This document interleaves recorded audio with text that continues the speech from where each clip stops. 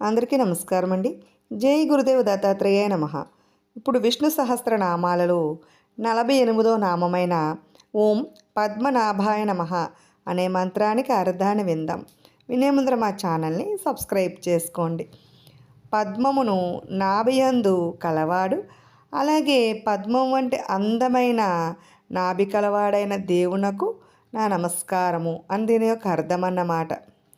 చతుర్ముఖ బ్రహ్మ యొక్క జన్మకు స్థానమైన పద్మము నాభియందు కలవాడు పరమాత్మ. సృష్టిని సంహరించిన తరువాత ఏకార్ణవప్రాయమైన నీటిలో భగవంతుడు శయనించి ఉంటాడు.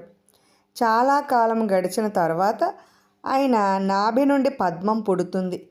ఆ పద్మంలో పరమాత్మ చతుర్ముఖిని సృష్టించాడని దీని యొక్క భావం అన్నమాట.